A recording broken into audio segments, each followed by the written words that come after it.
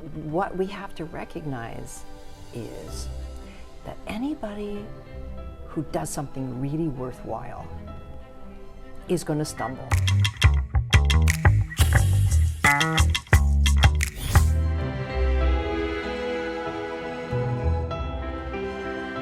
Ginger, thank you for taking the time to be here this morning. I've known you for 14 years, and I knew I could depend on you being here. Oh, thank you, Lance. It's really a pleasure. I am tickled to be asked. So I usually start off by asking the people on the podcast, where were you born? Arizona. Arizona? Yes. All I am a right. Western girl, yes. Did you grow up there? I did. My whole young life, the younger part of my life, was in Arizona.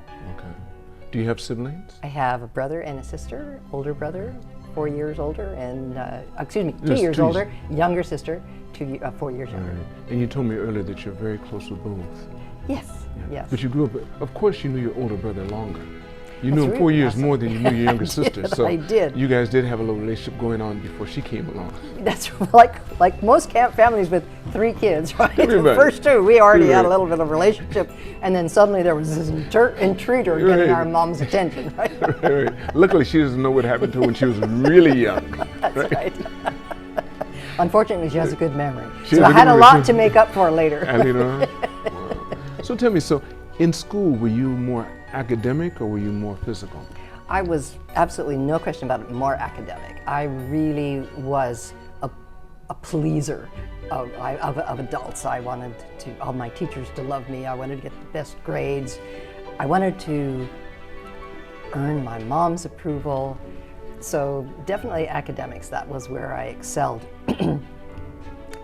Underneath that, though, was a big lack of confidence.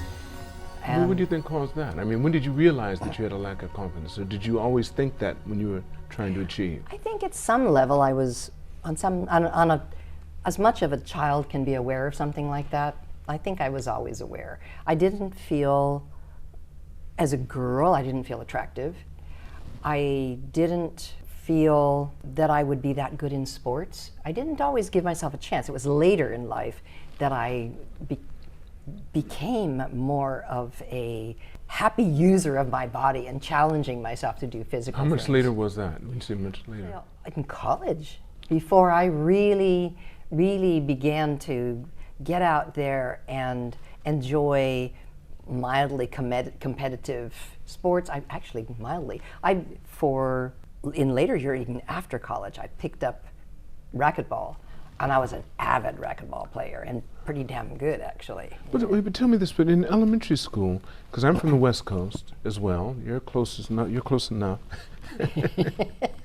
During school time, they made you get involved. You had to do team sports. I mean, you had soccer, you had kickball, you had softball, you had... Yeah, well, you big, didn't- tall, athletic guy, some of us were always the last to be chosen to be on the teams and stuff. Right. Didn't make us feel very good about ourselves. But guess what? See, that's something that you're assuming, because guess what? My father put me in school when I was 4 years old, and he shouldn't have. So I was a year younger than everyone. Yeah. So I was picked after the kid that had a physical deformity. You were picked after me. No, I mean the guy with one leg. Then I'm picked after him. Oh. I'd have dreams about why I couldn't hit the ball as far as everyone else or kick it as far. And why could they all grab me by one arm and swing me around so easily? Yeah. I loved Popeye. And I ate as much spinach as I could get my hand on. Well, for anyone who may be tuning in and listening to us, for people who have had the good fortune to have physical prowess at a young age, I think that not only develops the physical coordination and the motor skills, all of those things, but the psychology to feel self-confident, to feel sometimes in control of things, and also to be more resilient when things don't go well. In some cases. But it's interesting because I'm finding through my studying, which is going to be continual, that this world, and a lot of people won't say it, is cruel, and it's very hard to live in this world because you don't learn unless you have adversity. That's when you learn. For example, when I was teaching my sons how to ride a bike, yes, when I pushed them off, they thought it was all fine. And they thought they could ride, but I knew they couldn't yet. You know when they really started riding with purpose? When they fell down or hit the pole. The next time they got up, they had a little bit more confidence. But if they hadn't gone through that, there's no way in the world. It's when you stand in front of that audience and completely bomb that the next time you come more prepared. If you get up for the next time. But without that, it's never success, success, success, success. Even the Wright brothers found that out. And so did a lot of the guys that never recovered from it. Right, right. That's how this world's built. Now, we don't want to focus on it, but we have to understand that it's there. If we don't, we're doing ourselves a big injustice, tying our children's shoes when we should take the time and let them figure it out. I showed you. I'll show you again, but you're going to tie your own shoes. Yeah. I mean, that's just how I see it. Now, I could be wrong. Back to Ginger. Anyway. On that topic, Okay. what we really both agree on there is the importance of being resilient. And you cannot learn resilience if you don't have some failure. That's the only way you can become resilient with what? Success? Right. You don't become resilient with success. Right. It's the failure. Someone asked me the other day, he said, Lance, you're successful. And I said, you say that as if it's a destination. I think it's a continuum. Yes. Because what's the most important thing to human beings? Do you know, Ginger? What is the most important thing to human beings? Air. Thank you. 3 minutes without it, listen, 3 minutes without it, you no longer exist, okay? So, would you say I'm successful when I go like this? That's successful, right? What do you call this? Maybe failure?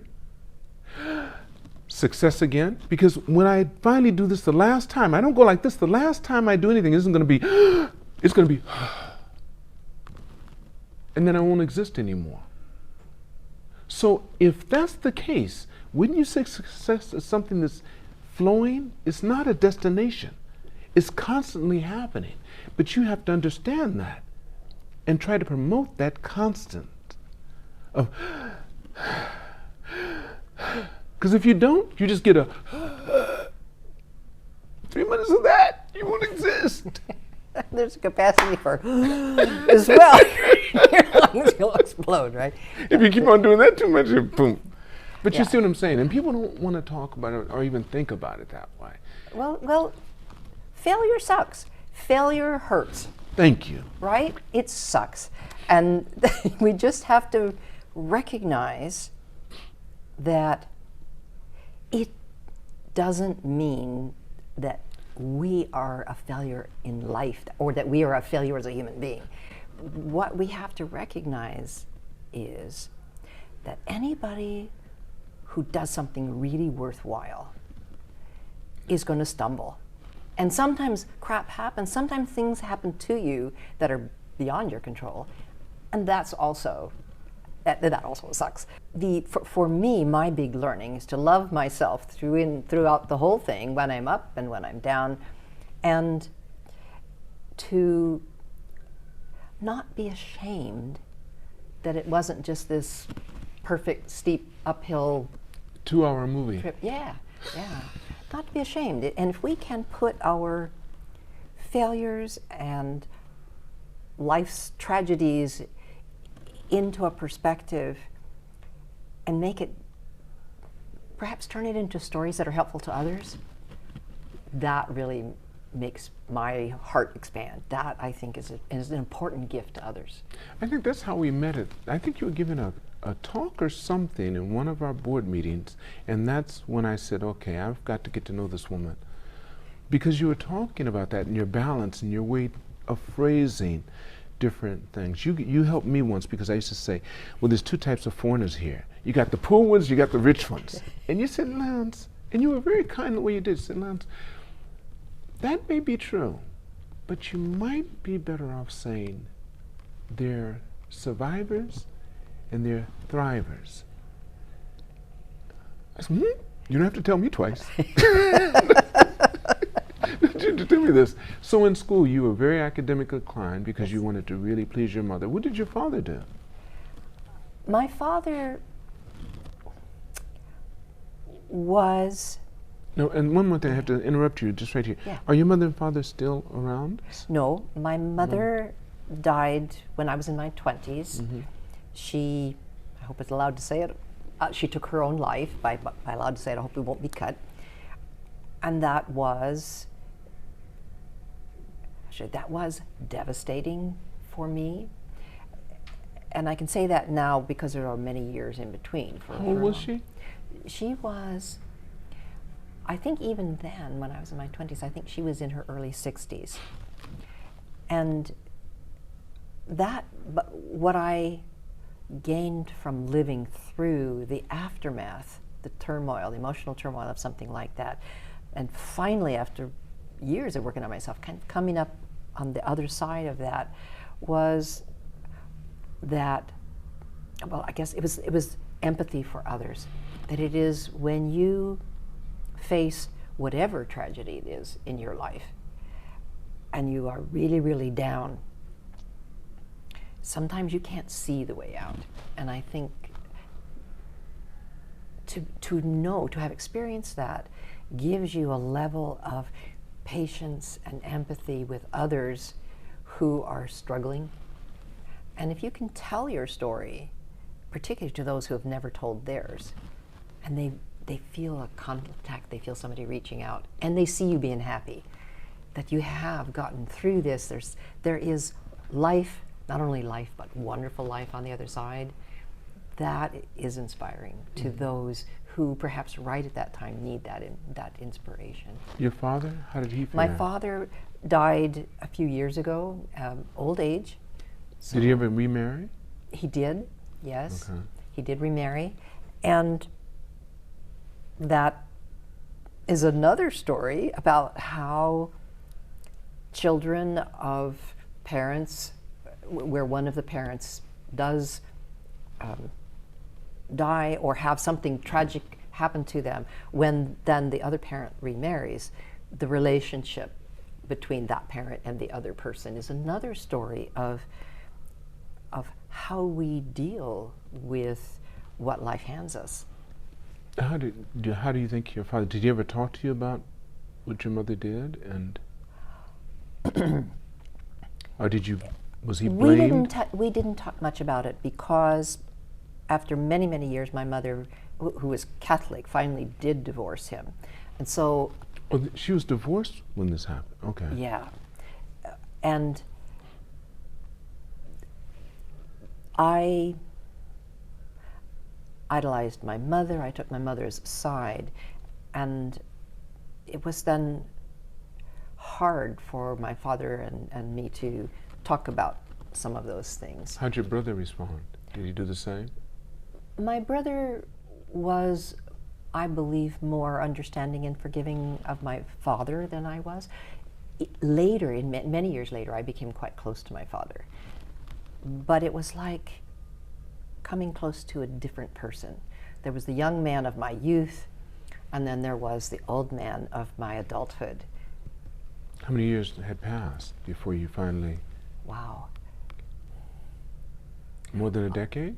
Oh yeah, I was already living in, I lived for a while in Germany. I was definitely an adult. I had moved away from the United States, and I had never asked my father for anything. That I thought, I cut the emotions to the point where I was courteous and we could get together on holidays, but I held myself back. This is after your mother passing. This is after she had passed. After she yes, no, after she yes. did what she did, right? And part of my emotional stronghold, I'll say, had been that I will not reach out to my father in a way that gives him any satisfaction. I will not ask him for anything. I will be the dutiful daughter on holidays and occasionally get together, but I will not do more. Mm-hmm. And when I moved to Germany as a woman, 40 years old, already, so very, very mature, I finally asked my dad to make a screen like this for an apartment, a very humble apartment in Germany. And it still touches my heart now that he was like a kid. He was so happy to do that. His first daughter, what do you expect? And I had not reached out, and this was the first little opening of the door to be able to ask another person from whom you have held yourself at distance, to be able to ask that person of something is, as it turns out, it's a real gift. And that was the opening of that door. What about your sister? How did she respond to your father? Do you know? She was much more accepting of him much earlier than I was. I was the one who viewed myself basically as my mother's daughter. And I wanted to take her side. But how many years, just out of curiosity, how many years had she been divorced before she decided to do what she did? I don't remember exactly. It wasn't too many. Okay. And my father had been a functioning alcoholic. And when he then got help, when he went to AA, from my mother's perspective, all was forgiven for him, and everything was, and there was a community of support for him. But life was not very fair to the spouse in those cases, whether it's the wife or the husband. The sober spouse gets typically a little bit left in all of this support to the other person, and they've paid a tremendous price as well. That's interesting, but that was the time and the era that we grew up in. Yes. Now, and we had less access to information. It took us a couple of weeks to a month to get a letter. Yes, that's right. And we waited on pins and needles to get it. Yep. Well, don't let it be from somebody you really like. Right? No, but I mean, really, that was the time. That was the time. I remember all that. And people wonder why they have so much information now, and what they know, this and that, but they really don't know. That's something else too. They think they know. And I'm finding out that they're just touching the surface, because this media, these, what they think are toys, these iPhones, the internet, is ours. We know how to use it. We know questions to ask Siri and Alexa. They don't even know the questions to ask. They're looking at TikTok. Their attention's that long. And they'll do that for hours. And I said, so how many cats have you watched a day? No, now it's dogs. Whatever. It's interesting. We're teaching them not to learn, just to look, to listen. Some kids, if they have the right parenting, if they're lucky enough to have good teachers, but the vast majority, I'm sorry, it doesn't seem like they're getting it. Oh, total different subject here. When we're getting to our relationship with digital media, right? That's if you want to. We could do that, but maybe we shouldn't do that. Let's go back into Ginger, because that's what I want to talk about. So you finished high school, you finished college. Yep. And what degree did you finish with? I had I had a Bachelor of Arts in French. Okay. And I'm thinking your first degrees. That was my first, just Bachelor of Arts, BA, right? Why French? Well, you just picked it up. I was a weird kid. Did your mother speak French? No. Your father? No. Your boyfriend? Nobody I knew in Arizona spoke French, right? Except for the French teacher. Yes, that's right. It was something, to me it was beautiful and exotic. And I didn't want to be like everybody else, quite frankly. I didn't want to take Spanish. Now, I mean, later I took Spanish, and I love the Spanish language as well. But at that time, I wanted to be different, and I felt French was beautiful. So I started that in high school as a freshman, and by my senior year, I was the only kid at that level of French that was just still hanging in there studying French. If I brag a little bit about that, when I went to college, then I jumped to very high-level classes in French, and I have a master's degree in French literature. And I then got a minor also in Spanish and was teaching those two languages. Have you ever been to Passion, the restaurant Passion in Daikanyama?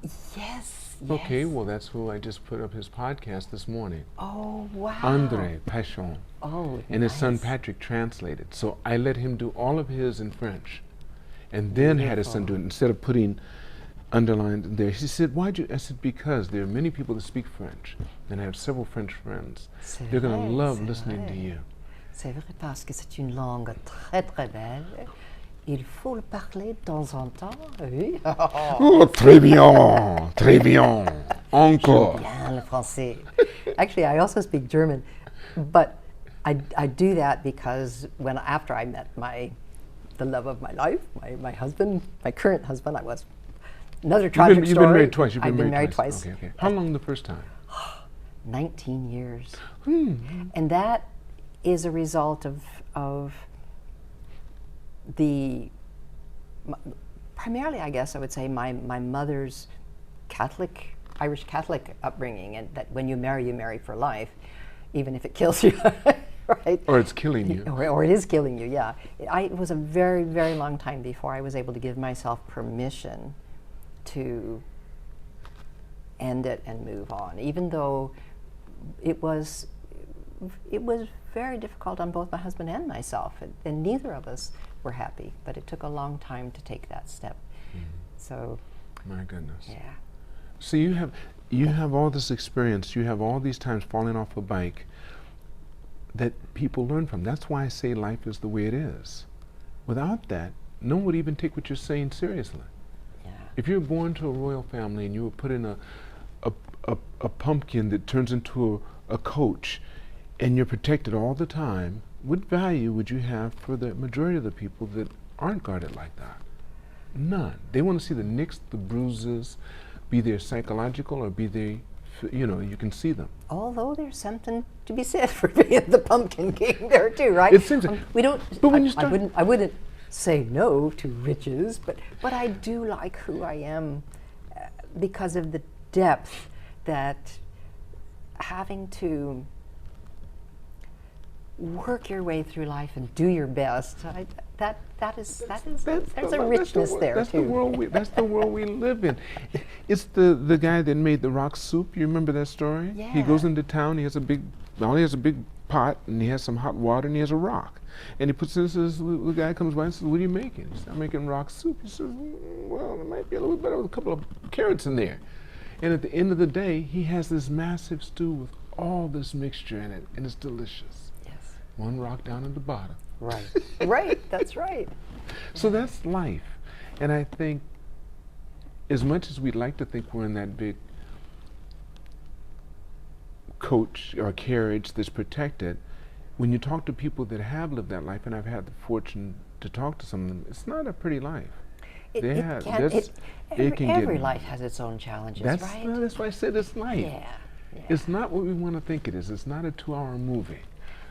And that was a learning for me as well too, and a caution that I have to sometimes still take with myself, not to look at somebody else who seems very successful and on the surface seems to have it all, good looks and health and standing in the community, good education and big network and all those things, and not to automatically assume that, oh, that person got those things handed to him or her, right?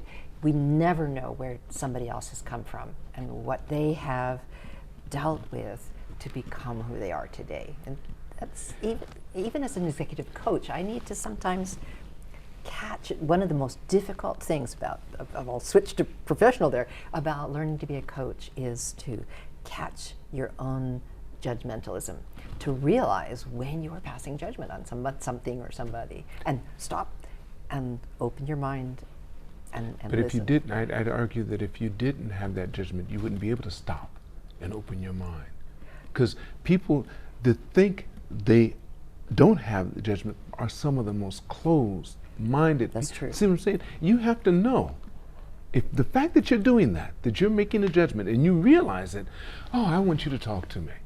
Not the person says, I have never judged anyone. I'm the last person to ever, never in my whole, you know something, I've never been wrong, except for the one time when I thought I was wrong. Right.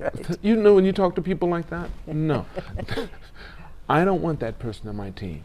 Yeah. I want the guy that's had some bruises, had some knocks, and may even fail, may not even come through with what I want him to come through with. But he's aware of it. Yeah. That's who I think you want on the team. So Ginger, so you had your first marriage, 19 years, wow. Did you live in the States the whole time? Yes, yes. In Arizona? In Arizona. And that's why you got the divorce, right? You said, look, I can speak French. I can't stand you. You brought it up. You're opening this door. This is something that I don't talk about much because you don't have to now. No. I feel like it's time in my life to open up a little bit more about it. My first husband came out of the closet very late in life, and it was. I finally had to bring it up and say, I think you're gay, and after years of living together, that it was something that has also in my life here in Japan made a difference to me. The desire to understand the difficulties of people who are different, right? And who feel like if they expose that, they won't be accepted, that there are big risks in doing that. Because when we were younger, you and I were younger, I was going to say, this was very dangerous. I'm saying you have to put it in proper context. Right. Because we grew up at a time the way if you did that, it could be your life. It can most definitely be your life. Right. So I have a tremendous empathy, compassion for people who, whatever it is they feel they cannot bring about themselves out into the open, whatever that is, I feel great compassion because it is, I believe that it does something, it does harm to your self-concept to know that there's something about that you cannot be authentic, you cannot be yourself, whatever that thing is.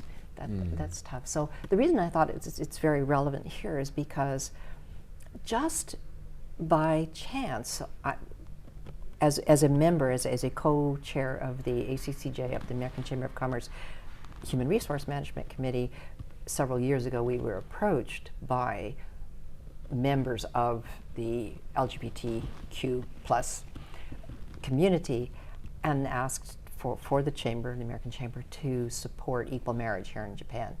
And I had the honor of being the first one to write the draft, which went through many changes and a lot of people supporting where we were going with that. That is working with the Japanese, that is how should I say, part of the advocacy to the Japanese government to legalize same-sex marriage. What year did you put that through? We first did it in 2018. Okay. And then we've renewed it each year, and we have now over 150 companies and organizations, including chambers of commerce of different countries, having signed on to it now. And it has been mentioned in legal cases in Japan where this striving to have a more inclusive community where these cases are being heard. And so that is something that I feel it was, in a way, a gift to me to be able to help with that. Right. Yeah. So you've come to Japan. Okay, so you were married the first 19 years. You realized that he wasn't forthcoming and honest in the relationship. Well, I really wouldn't put it that way. And I would also not say that I was comfortable with my sexuality.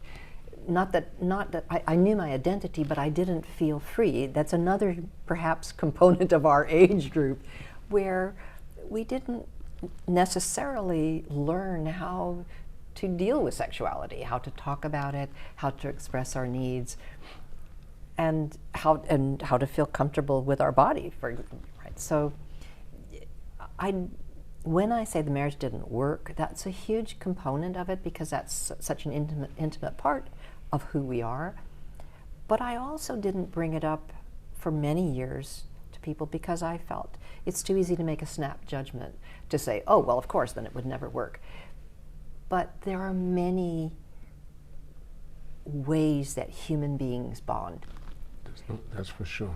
And And particularly as we get older, we are less sexual anyway, less driven by that. I shouldn't say less sexual, the but less hormones driven. aren't kicking the same way. That's And right. so I felt it was a disservice to the complexity of human beings to make it so simple to say, well, of course that wouldn't work.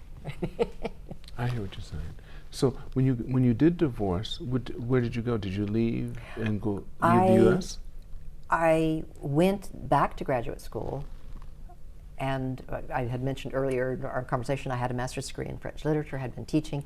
I made a life-changing decision to go into international management, so I went to Thunderbird, American Graduate School of International Management. To do that, after the divorce, I didn't have much money, withdrew my state retirement, kind of banking on myself here, like putting that down as my tuition, and got that degree, and that's where I met my current husband, whom I've been with for 32 years, married to 27, and I feel so privileged to have the love that I have in my life. I'm such a happily married woman. That's good. Well, I think you're at a point in your life where you can tell it's mutual.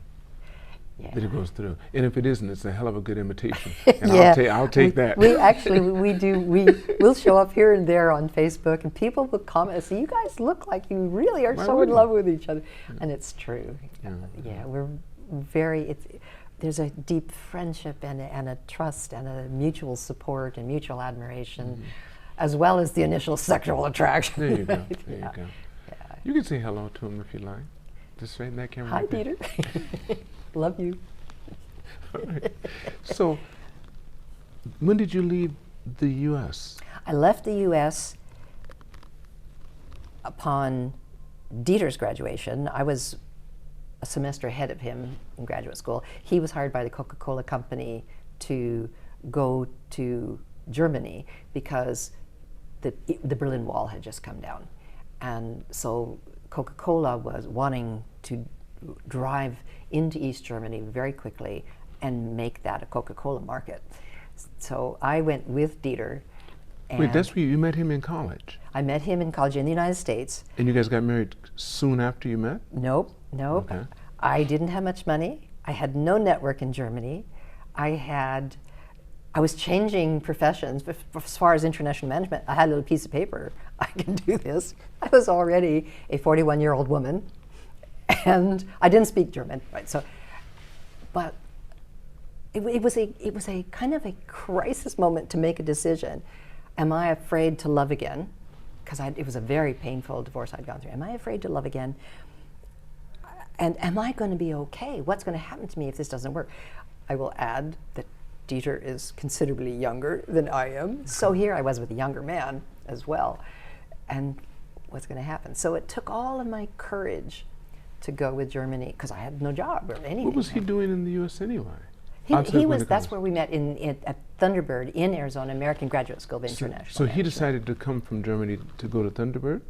Or what? No, He had gone to college in the United States, gone then and lived a couple of years and worked in Hawaii, and then gone back briefly, I think, to visit a little bit in Austria, but then came back to Hawaii, Japan American. He was at the James, Japan American Institute of Management Science, and from there came to Thunderbird. Okay. So he had had quite a bit of exposure to higher education in the United States. And the U.S., yes. Okay. Yes.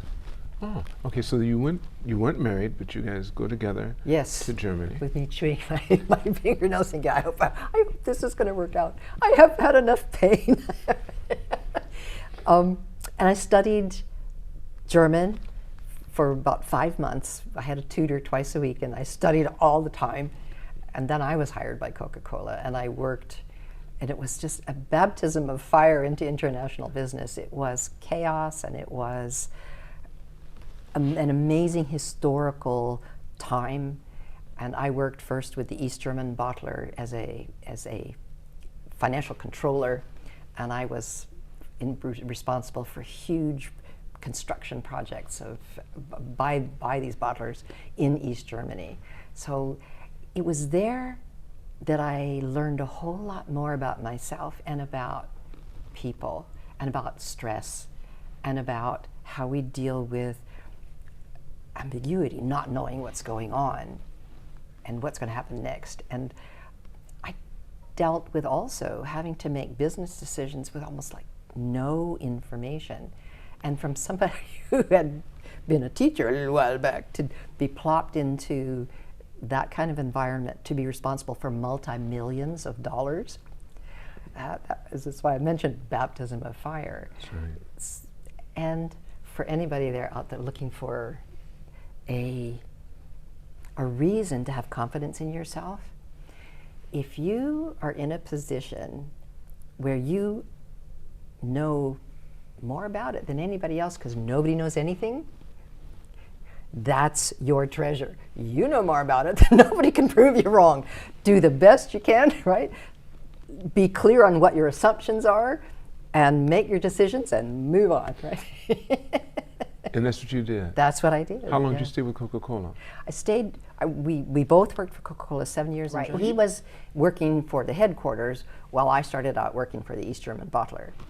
And then eventually the staff, all that had been in West Germany, moved, those who were going to stay with that bottler moved to East Germany, East Berlin, right? And then we had a 2,000 large staff of people working for this bottler. But at that point, then I made the decision to come back and work for West Germany. As I had said to Dieter at the time, is if I wanted to live alone, it would be in Paris, right? not alone in East Berlin. So then I also started working for the headquarters there and had a number of really, really interesting, challenging roles in Germany, and then moved and continued working for the company 3 years here in Japan for Coca-Cola. Were you guys married by then? We got married in Germany, yes. Okay. After we'd been together for 5 years. 5 years, okay. I convinced him he wanted to marry me. Okay. And it seems to have worked out. It's still working, yeah, okay. it's okay. And came here, and that experience, the experiences that had, all of the experiences that led up to my arriving here in Japan and working here in Japan, eventually led me to want to serve my real passion.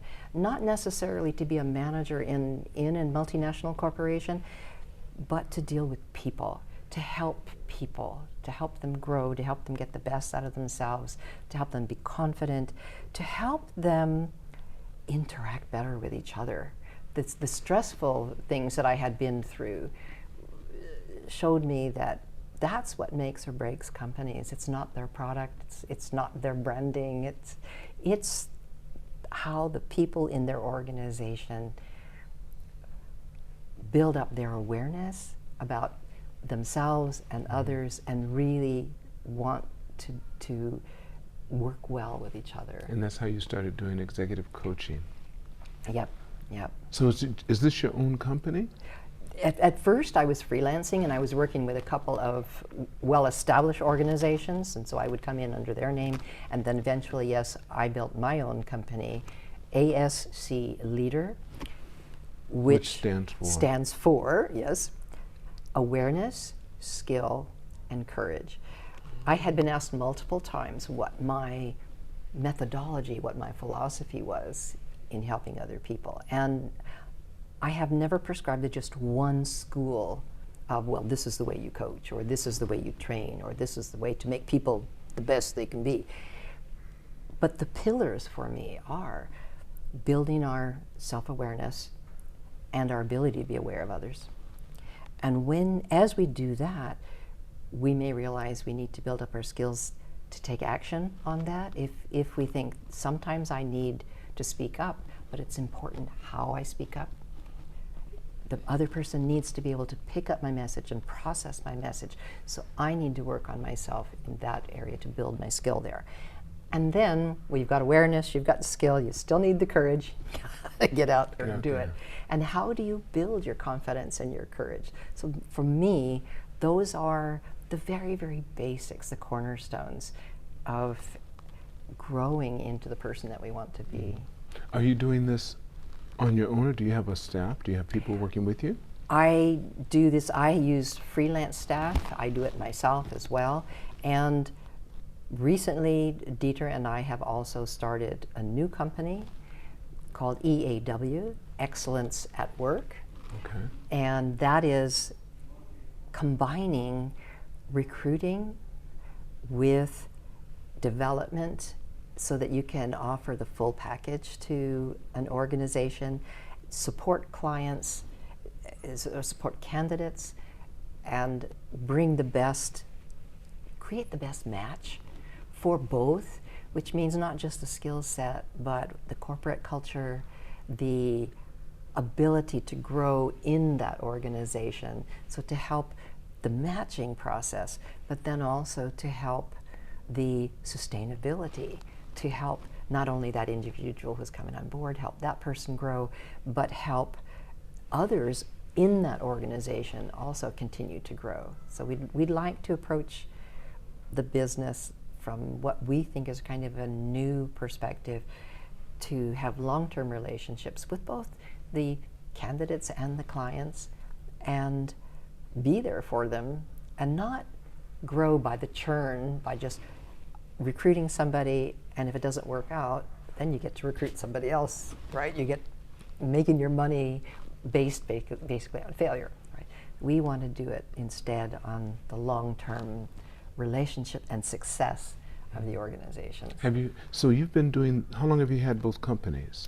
We started EAW about a year and a half ago. Okay, and the one And EAW is the most recent one. Right, yes. Right. And ASC LEADER, ASC LEADER, I have had for probably, now it must be about 10 years. Okay. And do you deal with individuals, or do you deal with corporations, or is it a group, or how do you go about? Well, most of my clients, for ASC LEADER, most of my clients have historically been the large companies, because they're the ones that can afford to bring somebody in from outside.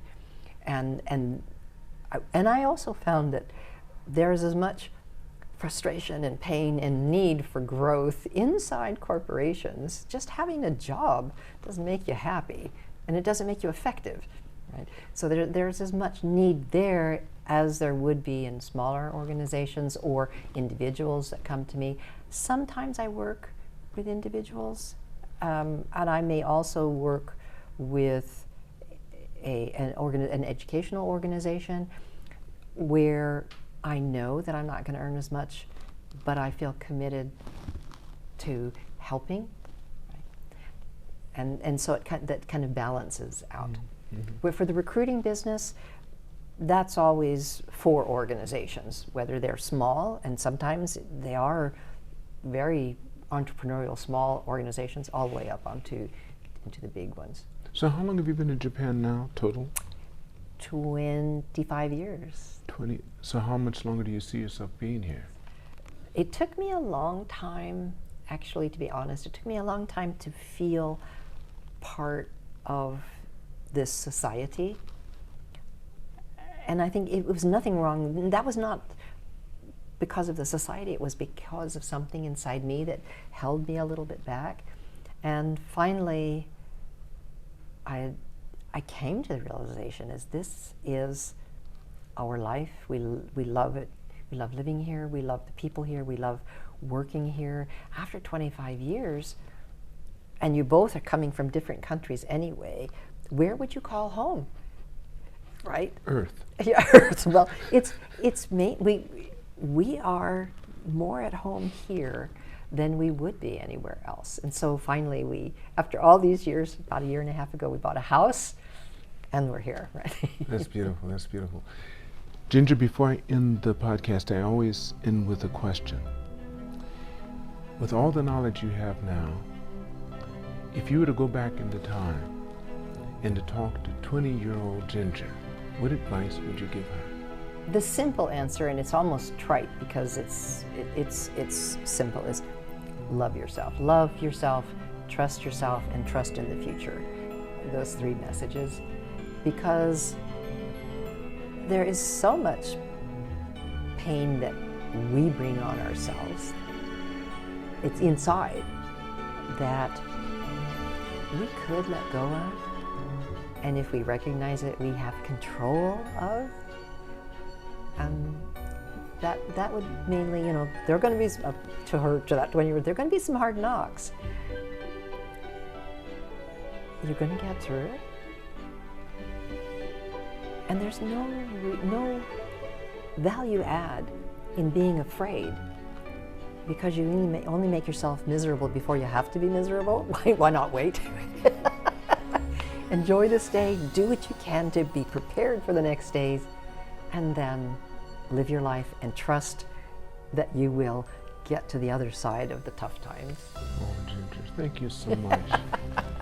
Beautiful, beautiful. We're going to have to talk some more, because I think that I can have you on with a panel. I'm thinking about having 3 people or more. That would be very interesting. Together we sit down and we have the discussion you were talking about having. I think that would be really good, especially with someone like you in there that's had the experience you've had. Thank you, love. Thank you. I want to thank all of you for watching this podcast. Make sure you press like and subscribe. And please remember, it's all unknown. So reach for the stars, because you're too blessed to be stressed.